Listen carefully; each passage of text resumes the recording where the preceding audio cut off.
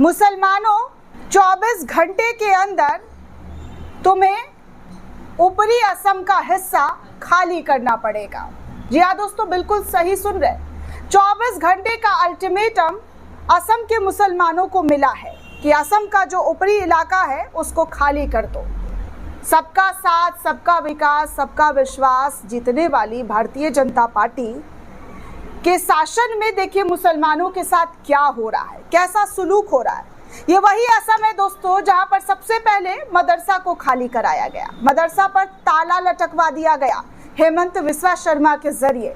मुसलमानों को लेकर हेमंत बिस्वा शर्मा के लगातार ऐसे ऐसे बयान आते हैं, ये किसी से छुपा नहीं है।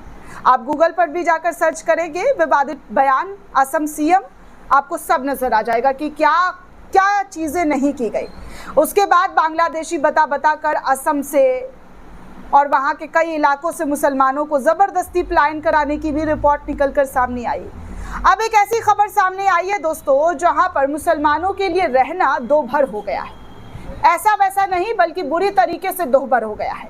बुलडोजर एक्शन तो पहले ही लिया जा रहा था, उत्तर प्रदेश, मध्य प्रदेश, राजस्थान, असम के अंदर, और असम के अंदर तो मतलब भारतीय जनता पार्टी शासित राज्यों में होड़ लगा हुआ है कि कैसे बुलडोजर सबसे ज़्यादा उनके राज्य में चले।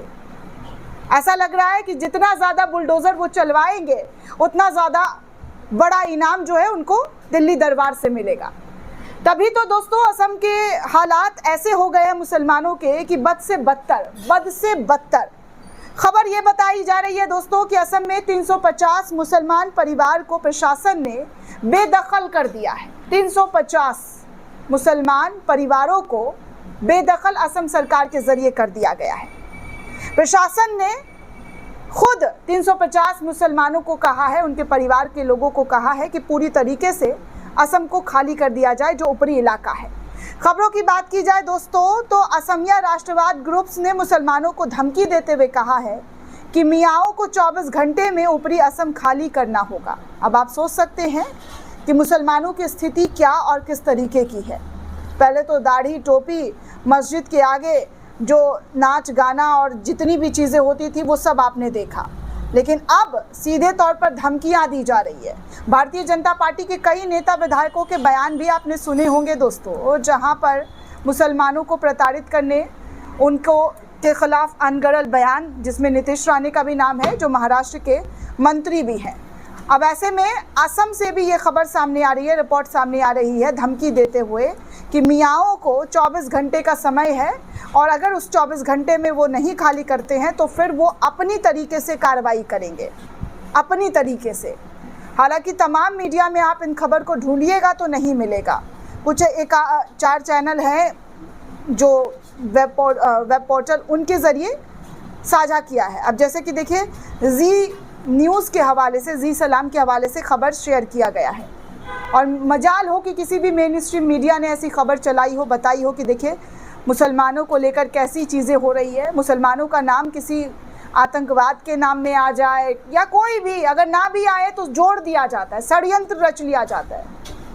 क्या क्या नहीं हो रहा है ये आपको अच्छे से पता है कि मुस्लिम टीचर को हटाने के लिए पूरे के पूरे हिंदू सेना एक कोई है, उसके ज़रिए पानी की टंकी में जहर मिला दिया गया, उस पानी को पीकर बच्चों की तबीयत खराब हो गई। तो नफ़रत का कोई और छोर नहीं है और अब नफ़रत इस कदर बढ़ चुका है दोस्तों कि असम में एक बार फिर से डिमोलेशन और बेदखली का मुद्दा जो है लगातार बढ़ता हुआ दिखाई दे रहा है। गोलाघाट ज़िले में सरकार ने नंबोर साउथ रिजर्व फॉरेस्ट से करीब 350 मुस्लिम परिवारों को बेदखल कर दिया है। प्रभावित में ज़्यादातर बंगाली मूल के मियाँ मुस्लिम बताए जा रहे हैं। इस कार्रवाई का वीडियो सोशल मीडिया पर खूब तेज़ी से वायरल हो रहा है, जिनमें कुछ असमिया ग्रुप्स के जरिए मुस्लिम समुदाय के लोगों को धमकाते हुए देखा गया है। बुलडोजर एक्शन का मामला असम के गोलाघाट ज़िले में 3 अगस्त को हुआ था, जब नंबोर साउथ रिजर्व फॉरेस्ट में लगभग 350 मुस्लिम परिवारों को बेदखल कर दिया। प्रशासन के मुताबिक इन परिवारों ने वन भूमि पर अवैध कब्जा कर रखा था। अधिकारियों ने बताया कि इस कार्रवाई के जरिए करीब 1000 बीघा जमीन को खाली कराया गया है और ये अभियान बिना किसी विरोध के शांतिपूर्ण तरीके से खत्म हुआ है।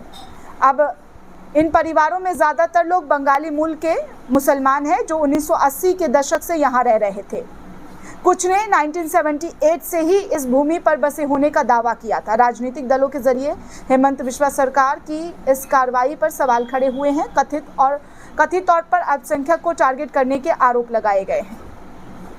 यहाँ की एक हैरान कर देने वाली वीडियो भी सोशल मीडिया पर तेजी से वायरल हो रही है। वीडियो में असमिया राष्ट्रवादी ग्रुप से ताल्लुक रखने वाले मुसलमानों को जल्द से जल्द ऊपरी असम को छोड़ने की धमकी दिया जा रहा है। वीडियो में जातीय संग्रामी सेना के नेता सीतू बरुआ के एक शख्स को कहते हुए सुना जा गया है कि मियाओं को 24 घंटे के अंदर ऊपरी असम को खाली करना होगा। गोलाघाट में बुलडोजर एक्शन के बाद अपना आशियाना गंवाने वाले पीड़ित प्रभावित मुसलमान ने गंभीर आरोप लगाए हैं। पीड़ित परिवारों ने दावा किया है कि उनको बेदखली की यह कार्रवाई धर्म और जातीय पहचान के आधार पर किया गया। उनका कहना है कि वहीं के गैर मुस्लिम निवासियों को बेदखल का नोटिस नहीं दिया गया, लेकिन मुसलमानों को नोटिस दिया गया, जबकि उनके मुस्लिम पड़ोसियों को वहां से हटा दिया गया।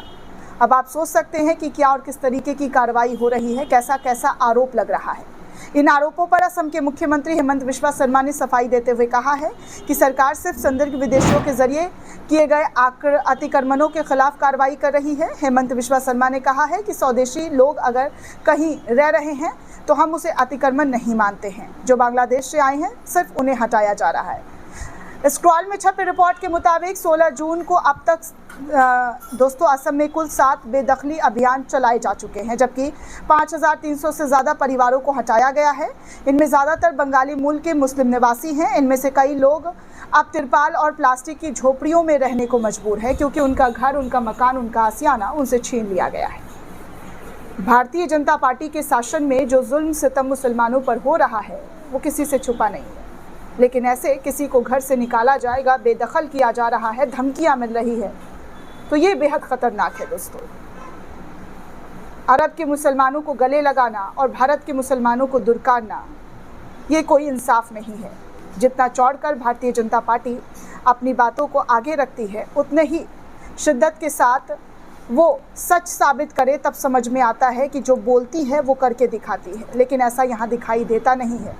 बाहरी देशों में जाकर मुसलमानों के प्रति अच्छी अच्छी चीज़ें दिखाई और सुनाई दी जाती है, लेकिन यहाँ भारतीय मुसलमानों के साथ जो हो रहा है, जो नाइंसाफ़ी हो रहा है, वो सब आपके सामने है। दोस्तों, इस पूरे रिपोर्ट को लेकर आप क्या सोचते हैं?